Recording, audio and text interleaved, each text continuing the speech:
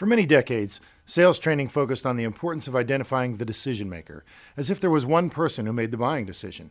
That may have been true in the 50s and 60s, but today, most organizations are managed and operated in a far more collaborative or team style, which considers and values the perspectives of those with a legitimate interest in a decision they'll have to live with.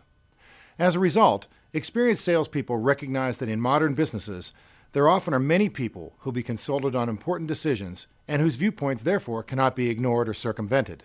The old-school salesperson's tactic of going around subordinates to get to Mr. Big has long been discredited as destructive to the sales effort. For lawyers in big firms, this monofocus takes the form of selling to and focusing only on the corporate counsel, particularly at Fortune 500 level companies with sizable legal departments.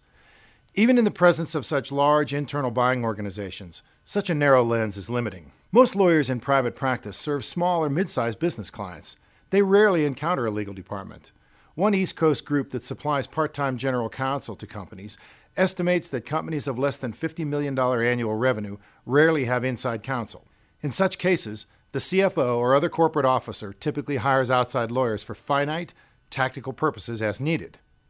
Companies from $50 million to about $250 million often have only what one group calls GC Light, that is, a virtual general counsel, either from the company's primary outside law firm or provided by a rent-a-GC group. A $50 million company is a sizable enterprise, probably much larger than most lawyers typically engage, particularly solos and small firms. That means that except for lawyers who sell to the largest corporations, for most of you, there is no law department to sell to. You cultivate business relationships with professional managers or, in the case of smaller businesses, owners and others they trust to help them run the business day to day.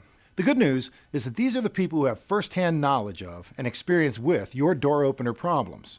When you talk about those problems, you're speaking their language. You sound like them, and they see you as immediately relevant to their world.